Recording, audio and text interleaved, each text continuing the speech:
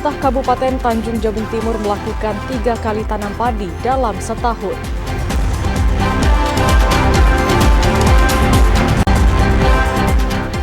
Program MBG di Kabupaten Kerinci menjangkau sekolah di desa terpencil.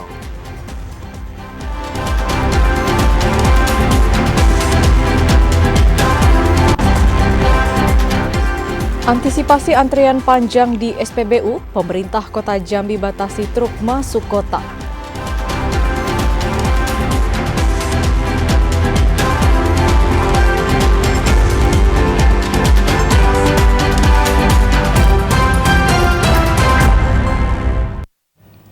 Assalamualaikum warahmatullahi wabarakatuh. Terima kasih Anda masih menyaksikan Jambi hari ini edisi Minggu 5 Oktober 2025. Ya, selain 3 topik utama tadi, tim redaksi kami juga telah menyiapkan sejumlah informasi penting dan menarik lainnya untuk Anda.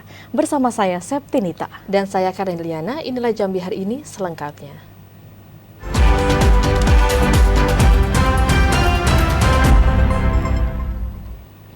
Saudara, mengawali Jambi hari ini jelang akhir tahun, Kabupaten Tanjung Jabung Timur kejar tanam 3 kali setahun atau IP 300.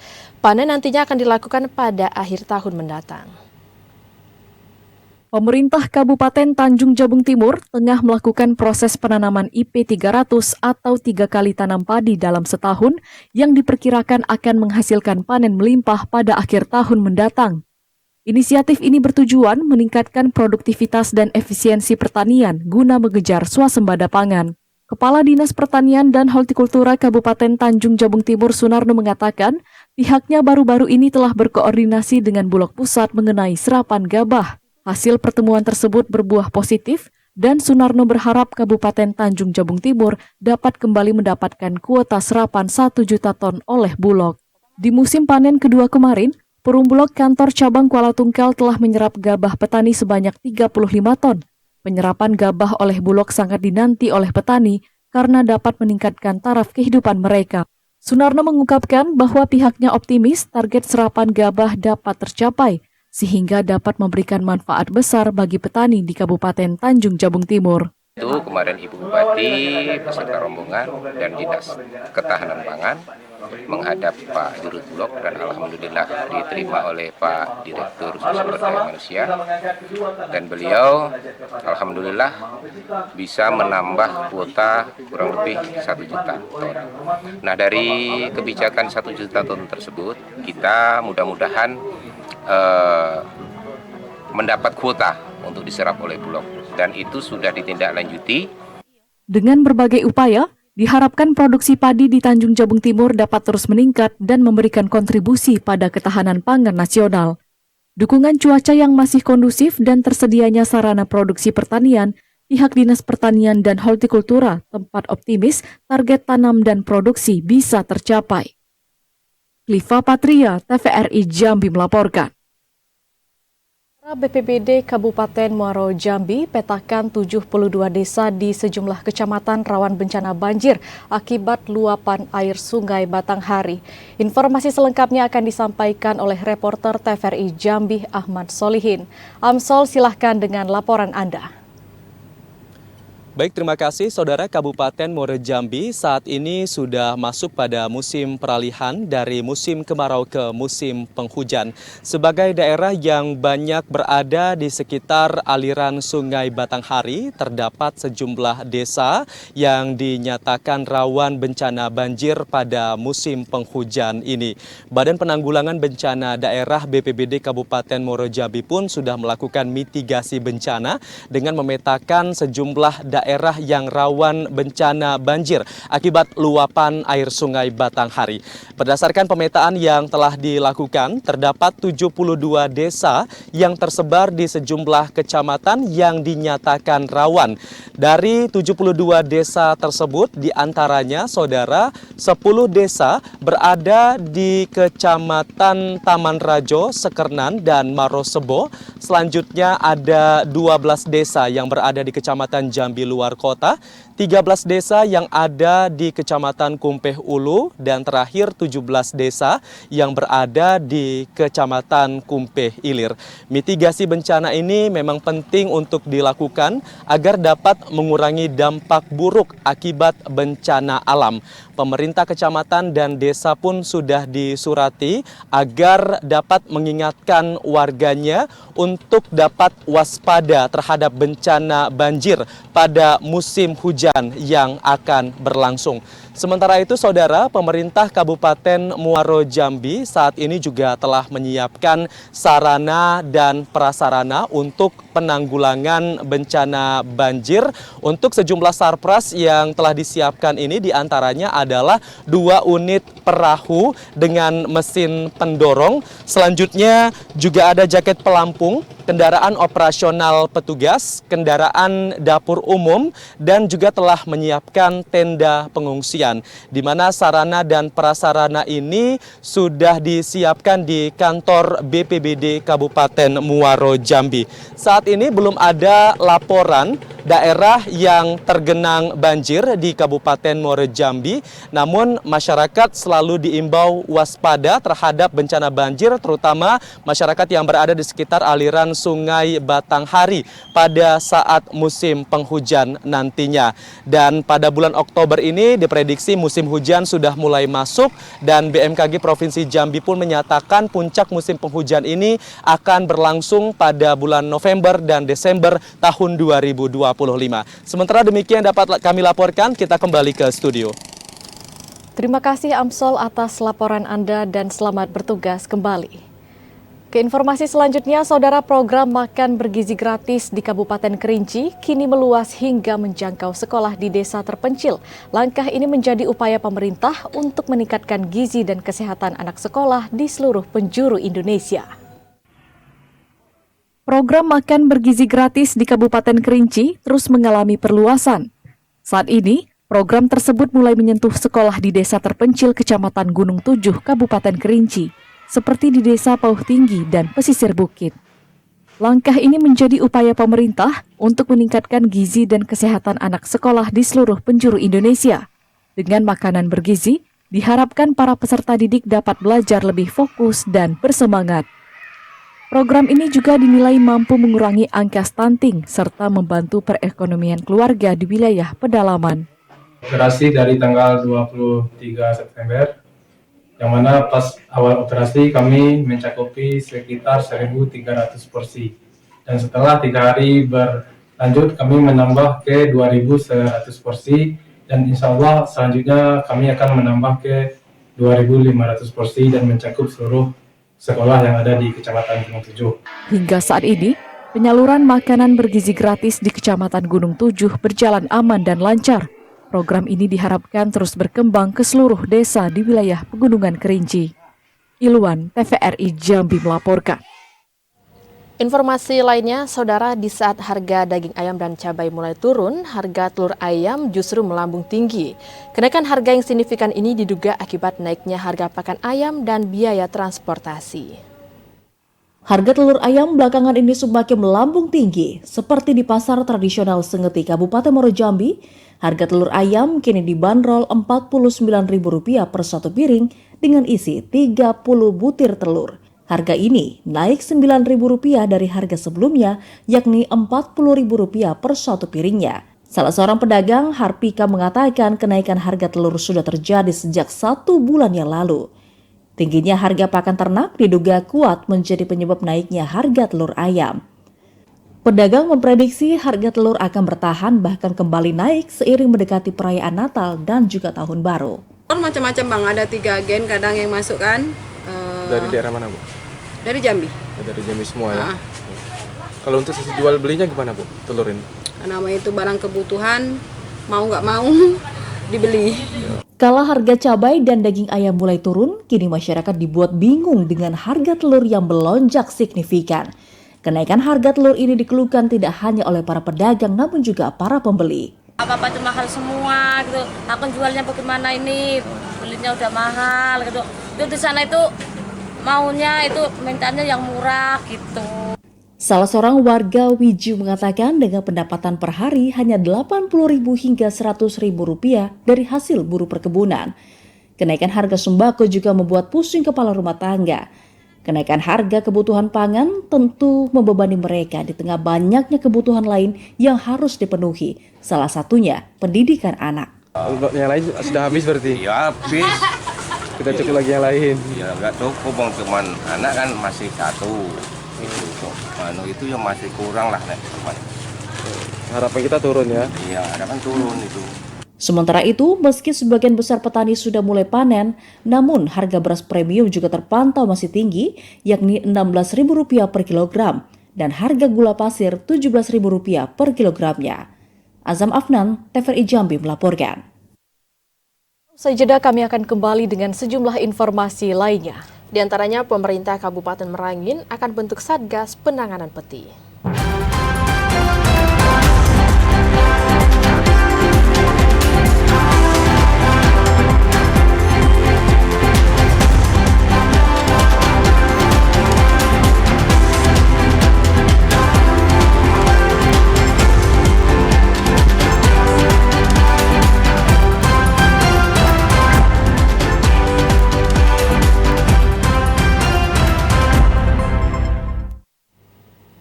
Terima kasih Anda masih menyaksikan Jambi hari ini.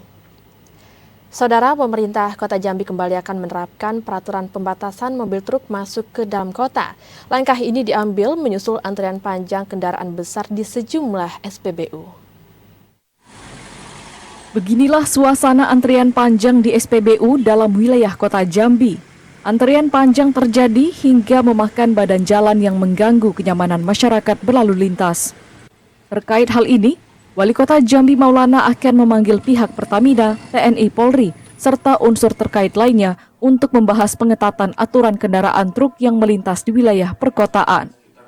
Wali Kota Jambi menegaskan, kebijakan pembatasan kendaraan besar akan segera diberlakukan kembali, terutama bagi truk-truk pengangkut hasil tambang dan pertanian yang antri solar di dalam kota. Dan sebetulnya saya bertanya kepada mereka, kuotanya itu tidak ada perubahan. Artinya konstan, kuota itu ada tetap, hanya terjadi peningkatan supply, peningkatan demand, jadi kebutuhannya yang meningkat. Nah ini kan dengan aktivitas transportasi banyak usaha lain, perkebunan, pertambangan, kemudian terjadi demand yang meningkat, sehingga tidak berimbang antara kebutuhan dengan supply yang rutin ada. Nah, kami melihat ini sudah mulai mengganggu ketertiban masyarakat, terutama kemacetan di mana-mana. Maka dalam waktu dekat kami akan rapat dengan Pertamina, dengan pihak kepolisian, dengan stakeholder terkait untuk membatasi mobil-mobil besar masuk kota. Jadi solar-solar yang di dalam kota bisa digunakan untuk kebutuhan mobil-mobil yang memang sudah punya barcode solar. Faktor panjangnya antrian juga dipicu meningkatnya jumlah perusahaan tambang dan pertanian di wilayah sekitar. Sementara kuota bahan bakar solar di Kota Jambi tidak mengalami penambahan. Kondisi ini menyebabkan ketidakseimbangan antara kebutuhan dan pasokan bahan bakar. Joko, TVRI Jambi melaporkan.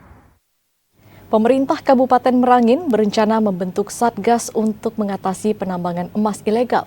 Satgas ini diharapkan tidak hanya menyasar pada masyarakat, tetapi juga menindak para pejabat dan aparat yang terlibat dalam penambangan emas ilegal. Pemerintah Kabupaten Merangin bersama Polres Merangin dan TNI berencana membuat tim terpadu atau Satgas untuk menghentikan pertambangan emas tanpa izin peti yang tersebar di Kabupaten Merangin. Pembentukan tim dilakukan setelah mencuatnya kabar kepala desa Sekancing yang terlibat dalam penambangan emas ilegal. Bupati Merangin Muhammad Syukur mengatakan pembentukan Satgas ini baru dibicarakan bersama Kapolres Merangin AKBP Kiki Firmansyah dan Komandan Distrik Militer 042 Pusarko Letnan Kolonel Infanteri Yahya Wisnu. Sementara terkait kasus Kades Kancing yang nekat bermain peti akan ditangani oleh Inspektorat. Sudah saya kirim surat, terutama yang di bawah saya dulu, ya, Kades, PPD, Camat yang terlibat saya ingatkan dulu. Melalui surat sudah diingatkan, sudah saya datang. Ada sanksi depannya seperti apa itu Pak? Ya nanti ada persuasifnya, jadi melalui tahapan dulu, surat dulu kita ingatkan, kita pelajari, kita lihat situasi, kapan kita harus selesaikan. Direktur Lembaga Tiga Beradik LTB Yuda Hardi mengatakan kerusakan sungai akibat beti merupakan kelalaian pemerintah yang telah mengabaikan hak masyarakat untuk mendapatkan lingkungan yang sehat.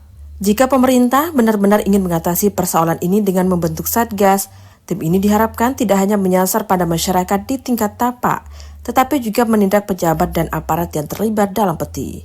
LTB juga berharap rantai pasokan BBM untuk aktivitas peti dapat diputus. LTB merupakan organisasi yang konsen terhadap lingkungan di Merangin. Kita sadari betul bahwa hak masyarakat atas lingkungan yang sehat, bersih, dan lain sebagainya itu harus dijamin oleh negara. Pertama memang terkait dengan sumber daya air di Kabupaten Merangin hari ini itu cukup mencemaskan. Bisa dikatakan sumber daya air di Merangin hari ini cukup buruk kualitasnya. Kita sedang dihadapkan dengan krisis air bersih. Berdasarkan pengukuran yang dilakukan Dinas Lingkungan Hidup, indeks kualitas air di Sungai Merangin pada tahun 2024 sudah berada di bawah baku mutu, yakni di angka 36,6 poin. Indeks kualitas ini jauh menurun dibandingkan pada tahun 2022 sebesar 53,3 poin. Pertambangan emas menjadi faktor terbesar pencemaran sungai di daerah ini. Terdapat zat merkuri yang membahayakan kesehatan masyarakat. M. Sobar, TVRI Jambi melaporkan. 10 jenis penyakit masih menjadi ancaman bagi warga kota Sungai Penuh. Masyarakat diminta untuk rutin melakukan pemeriksaan kesehatan serta mengonsumsi makanan bergizi agar terhindar dari penyakit tersebut. Dinas Kesehatan Kota Sungai Penuh mencatat terdapat 10 penyakit yang masih mengancam kesehatan masyarakat selama tahun 2025. 10 penyakit tersebut diantaranya hipertensi, faringitis, gastritis, ispa, skizofrenia, dispepsia, bronkitis akut, gastroenteritis, diabetes mellitus, dan rinitis akut. Kepala Bidang Pelayanan Kesehatan Dinas Kesehatan Kota Sungai Penuh, Yefrizal, mengatakan penyakit terbanyak yang dialami masyarakat adalah hipertensi, dengan 809 kasus atau 29,73%. serta faringitis sebanyak 354 kasus atau 12,05%. Penyakit hipertensi banyak disebabkan gaya hidup tidak sehat, konsumsi makanan tinggi lemak, stres, hingga kurang berolahraga. Kalau kita merujuk ke datanya, ini data dari Paskes kita ya, dari Satgas Puskesmas, itu yang mendominasi proses 10 penyakit terbesar di Kota Sungai Penuh masih hipertensi. Karena kita tahu, sama-sama tahu bahwasanya hipertensi ini kan adalah sebuah penyakit yang memang tidak bisa tuntas gitu. Nah, artinya penyakit ini hanya bisa dikontrol. Dalam arti kata yang bersangkutan memang harus rutin melakukan pengobatan gitu. Untuk itu masyarakat diminta rutin memeriksa kesehatan di pusat layanan kesehatan terdekat guna mencegah penyakit yang tidak diinginkan. Fahlan Diandra, TVRI Jambi melaporkan. Saudara, tetaplah bersama Jambi hari ini karena kami masih akan kembali dengan sejumlah informasi penting dan menarik lainnya. Di antaranya Sanggar Disabilitas Prestasi Rindan menjadi ruang kreativitas difabel di Jambi.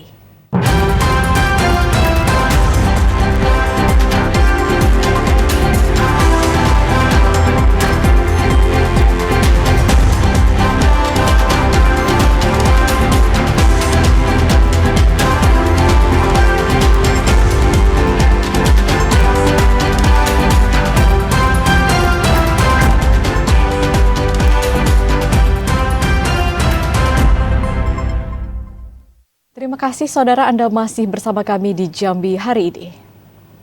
Berkurangnya permintaan MICE menjadi salah satu faktor terpenting turunnya tingkat penghunian kamar hotel berbintang pada bulan Agustus 2025 di Provinsi Jambi.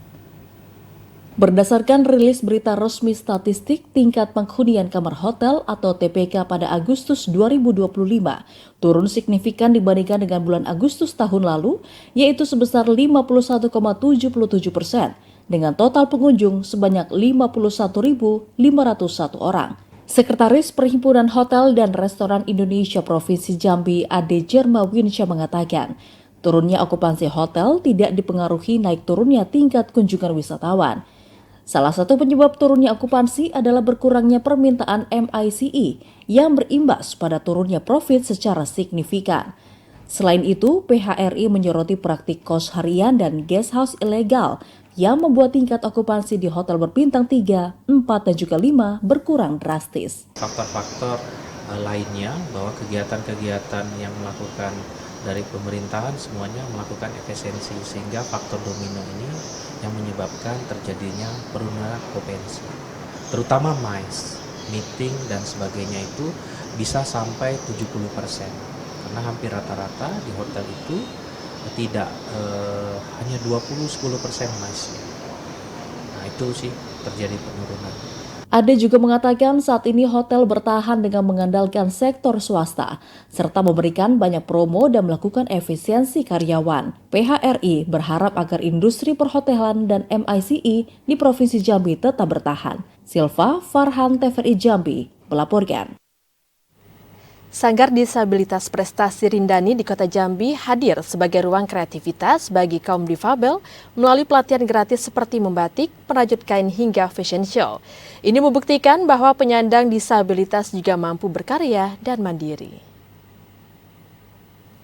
Sanggar Disabilitas Prestasi Rindani aktif sejak tahun 2022 menjadi ruang bagi kaum difabel untuk berkarya dan mengasah keterampilan.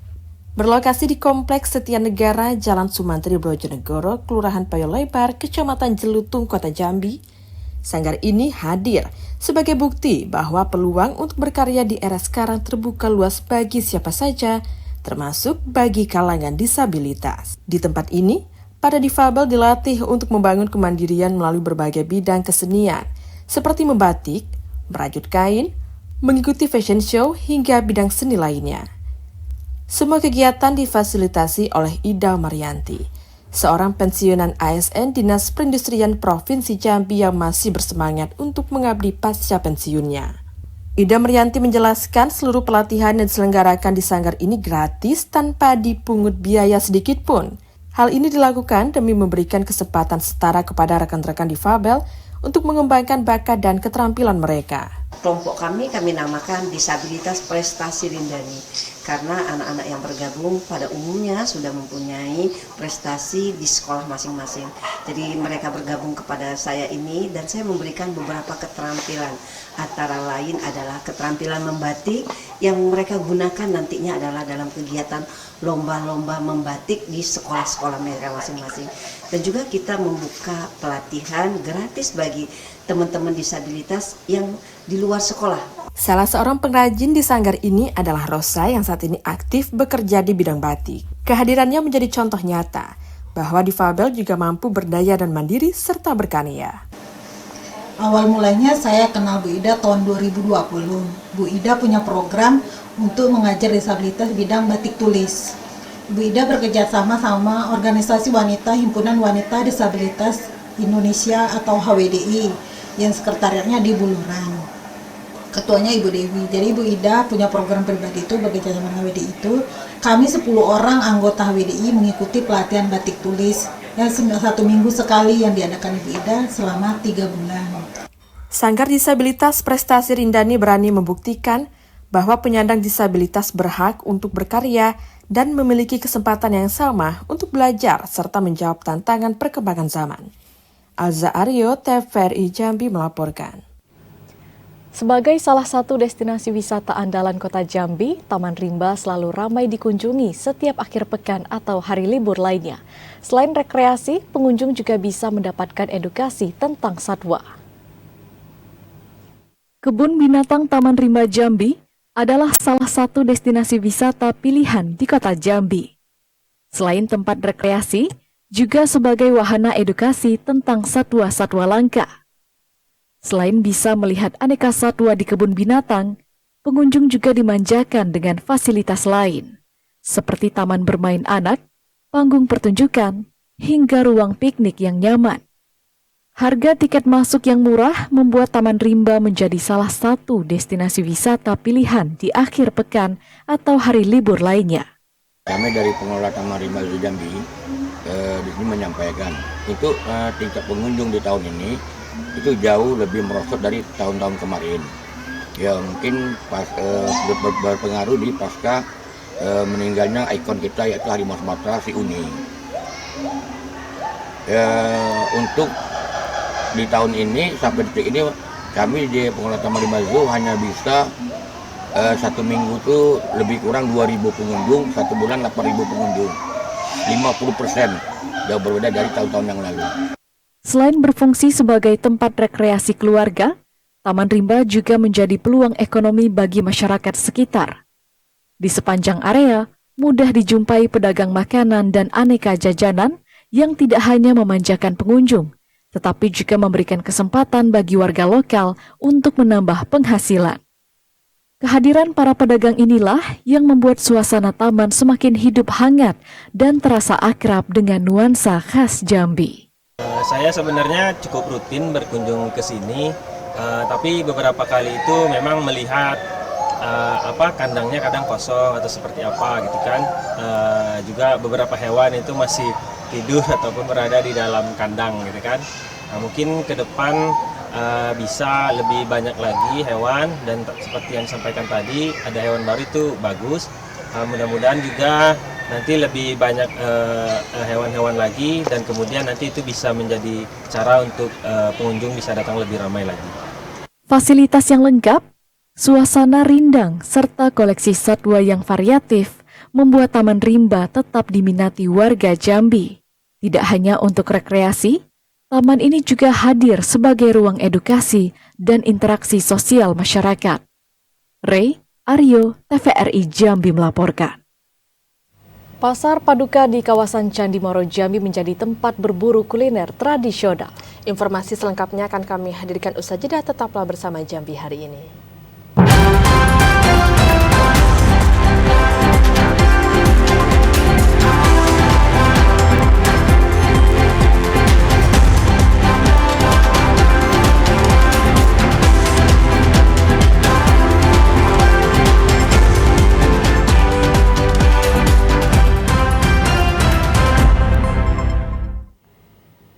Terima kasih Anda masih menyaksikan Jambi hari ini. Saudara, tidak hanya menikmati keindahan alam yang penuh sejarah, wisatawan yang berkunjung di kawasan Cagar Budaya Nasional Muaro Jambi juga bisa berburu kuliner tradisional di Pasar Paduka kawasan Candi Muaro Jambi. Selain menjajal kuliner di Pasar Paduka, pengunjung juga merasakan nuansa budaya masa lampau yang akan mampu memberikan kenangan yang indah bersama keluarga. Pasar Paduka yang berada di kawasan Cagar Budaya Nasional Candi Muaro Jambi, tepatnya di Desa Candi Muaro Jambi, Kecamatan Marosebo, Kabupaten Muaro Jambi, menjadi salah satu lokasi favorit bagi masyarakat untuk memburu kuliner tradisional. Selain bisa menyantap sarapan dengan menu tradisional seperti bubur candil, burgo, ketan panggang, ketan jando, apak gula aren, dan masih banyak menu lainnya yang dapat dicoba di Pasar Paduka ini. Salah seorang penjual, Sartini, mengatakan, Pasar Paduka hanya beroperasi pada hari libur, yakni Sabtu dan Minggu, yang dimulai pukul 8 pagi hingga 5 sore. Ramainya pengunjung berdampak positif bagi pendapatan para pelaku UMKM kuliner di Pasar Paduka. Dalam sehari, pedagang mampu menghasilkan Rp600.000 hingga Rp1.000.000.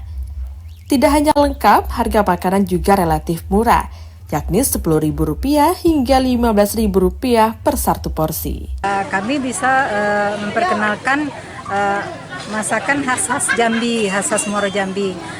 Selain kami untuk menambah income keluarga, nah itu tujuan kami. Jadi sekaligus memperkenalkan keluar. Budaya ya? Iya, budaya kami, makanan budaya. Pasar Paduka bukan hanya menjadi tempat untuk berbelanja, akan tetapi juga menjadi destinasi wisata kuliner dan budaya. Pasar yang telah berdiri sejak tahun 2023 dirancang untuk mempresentasikan kembali kehidupan perdagangan tradisional masyarakat di masa lampau dengan para penjual yang menggunakan seragam tengkuluk dan stand yang terbuat dari kayu sederhana sebagai lapak, memberikan kesan yang indah bersama keluarga. Salah seorang pengunjung, Habibah, mengatakan hadir di lokasi menciptakan suasana yang baru karena keindahan alam dan budaya yang dikembalikan memberikan pengunjung pengalaman yang mendalam seolah berada di zaman kerajaan. Ke zaman dulu kan kita belanja pakai koin di sini, jadi kita harus nukerin duit dulu baru bisa belanja di sini pakai koin. Terus juga di sini makanannya lumayan enak-enak. Tradisional masih ya? Iya. Tidak hanya itu, berbelanja di pasar ini tidak menggunakan uang rupiah, melainkan menggunakan koin yang dibar khusus sebagai alat transaksi untuk berbelanja di pasar. Pengunjung bisa menukar uang rupiah yang mereka bawa dengan koin untuk bertransaksi di lapak pedagang. Azam Afnan, TVRI Jambi melaporkan.